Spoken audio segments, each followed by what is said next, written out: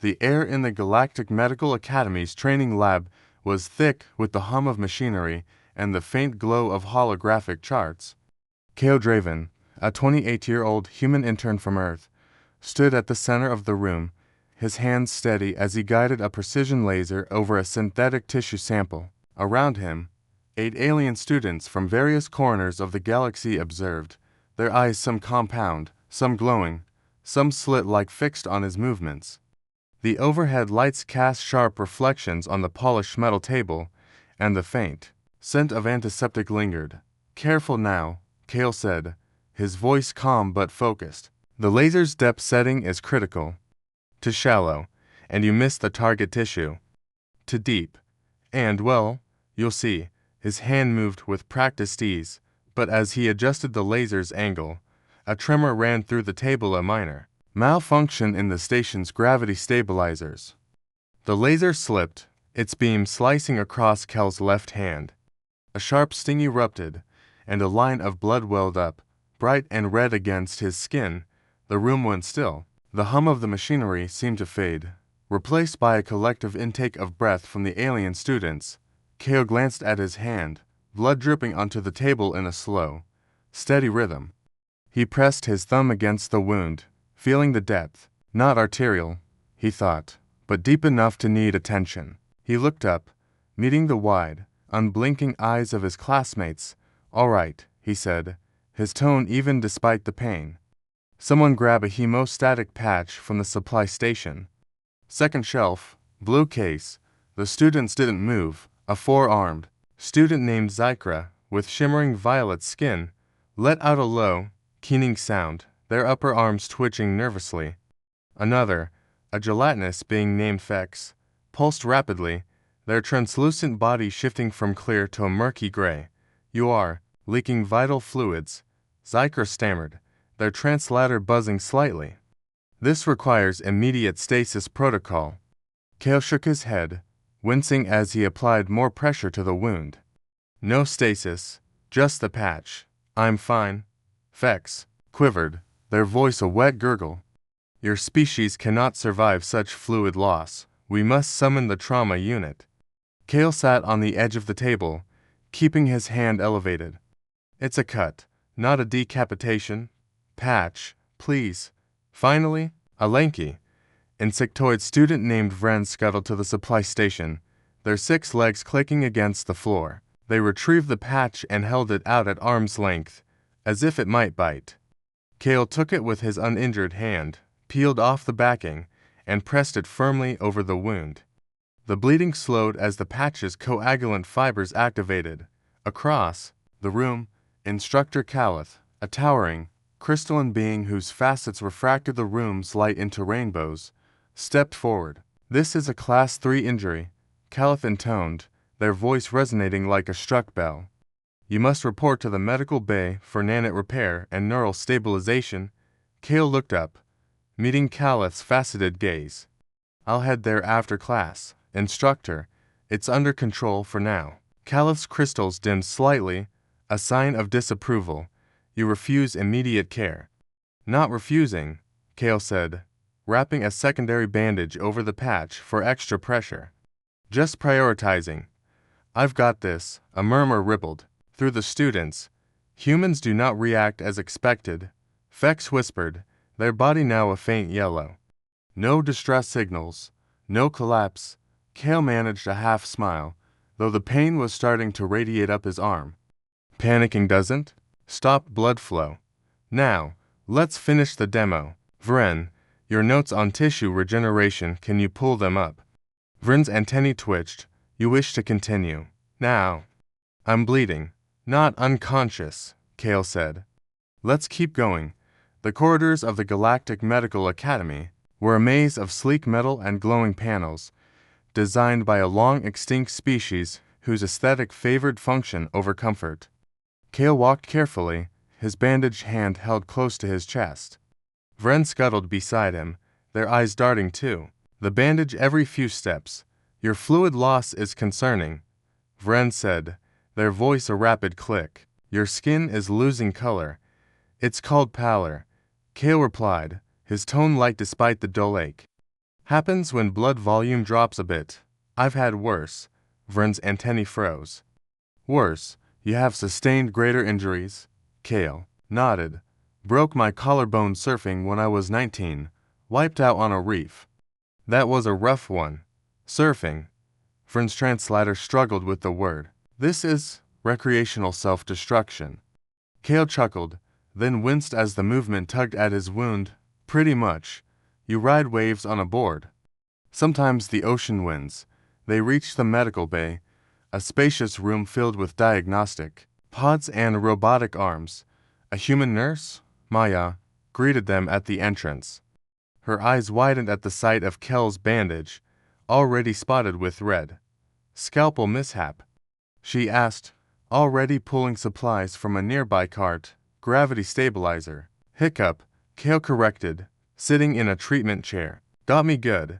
Maya peeled back the bandage, revealing a clean but deep cut. About 5 centimeters, decent depth. You'll need stitches. She grabbed a syringe of local anesthetic. Lucky you didn't try to duct tape it. Learned. My lesson last time, Kael said, gritting his teeth as she cleaned the wound with saline. The cold stung, but he kept his breathing steady. Vren hovered nearby, their eyes locked on the procedure. You inject chemicals to block pain signals. They asked Maya. Numbing agent, Maya explained. Keeps him comfortable while I stitch. Vern's legs shifted nervously. This is invasive, better than feeling every stitch. Kael muttered. Maya worked quickly, her needle weaving through the skin with precision. Vren watched, unblinking. Your species does not regenerate. Swiftly, they said. How long until recovery? About 2 weeks for the skin to knit, Kael said. Longer for full strength, assuming no infection. Vern's antennae drooped. 2 weeks? My species repairs such damage in hours. Lucky you, Kael said, managing a grin. We humans are slow but stubborn. Maya finished, applying a fresh dressing. Keep it clean, dry, and elevated. No practical labs for a week. Come back tomorrow for a check. Got it, Kael said, standing carefully. Vren followed him out, still glancing at his hand. You are calm? Vren said as they walked. My species would enter a stress-induced mold from such an injury. Kael shrugged. You learn to keep it together. Falling apart doesn't fix anything. Vren's eyes gleamed. Your resilience is statistically anomalous. Kael laughed. Softly, that's what they keep telling me. Kael's dorm was a compact cube of gray walls and soft lighting, designed for efficiency rather than comfort. He sat on the edge of his bed, his bandaged hand propped on a pillow. The ache had dulled, but a faint warmth lingered, a sign of inflammation. He scrolled through a data pad, reviewing Vren's notes on tissue regeneration, when a chime sounded at his door. Enter, he called. The door slid open, revealing Zykra, their violet skin now a muted lavender. They held a small, glowing orb that pulsed faintly. I brought a thermal regulator, Zykra said, their upper arms gesturing nervously. It promotes circulation. Non-invasive. Kael raised an eyebrow. You made this. I modified a relaxation orb from the rec center. Zykra admitted. I studied human thermal tolerances and adjusted the output. Kael took the orb, its warmth soothing as he pressed it against his forearm. This is really good. Thanks. Zykra's skin brightened slightly. You do not panic like others. Why? Kael leaned back, the orb's heat easing the tension in his arm. Panic's a luxury I can't afford. You assess. You act. You move on. Zykra's lower arms twitched. My species would initiate a communal distress call. Your isolation is unsettling. Not isolated, Kael said. Just focused. Humans learn to handle things solo when we have to. Zykra hesitated, then sat on a nearby chair. You volunteered for this program. Why risk such exposure? Kael looked at the anatomy models on his shelf. A spine, a heart, a femur. I want to be a doctor out here, not just on Earth.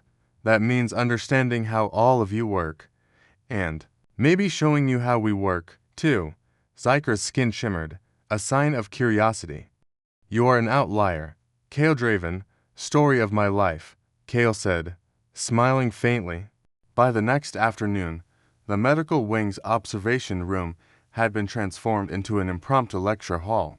Chairs of varying shapes and sizes were arranged in a semicircle, each occupied by an alien student clutching a data pad.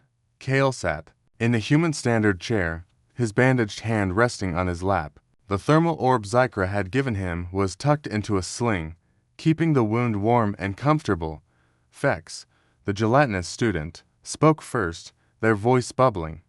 You sustained a laceration in a controlled setting, yet you did not activate emergency protocols. Why?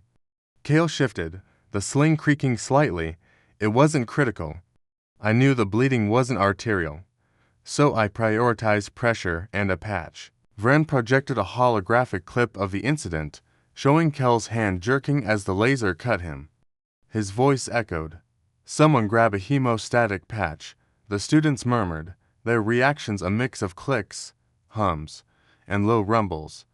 Your tone was steady, Zykra noted. No distressed vocalizations. I was in pain, Kael said. But yelling doesn't help. He focused on the fix. A scaled student named Torm leaned forward, their tail flicking. You assessed without instruments. How? Training, Kael said. Humans learn to gauge injuries by sight and feel. In the field, you don't always have a scanner. Fex, pulsed orange. You feel pain, but suppress it. Not suppress, Kael corrected. Manage. You push it aside to deal with the problem. Vren raised a claw. I propose a simulation to test this. Management. Kael frowned. You want to fake hurt me? Simulated feedback only, Vren said. To measure your response. Kael sighed. One run. Let's get it over with. They moved to a simulation pod, where sensors were attached to Kel's temples and chest. Torm calibrated the system. This will mimic a blunt trauma to the abdomen. The simulation began, and a deep, grinding pain bloomed in Kel's side. He clenched his jaw, breathing slowly. Pain level, 5 out of 10. Plan, stabilize the area. Check for internal bleeding. Request evac. The pain intensified, mimicking a fractured rib. Kael gripped the pod's edges, his voice steady. Same plan. Immobilize, monitor, stay conscious.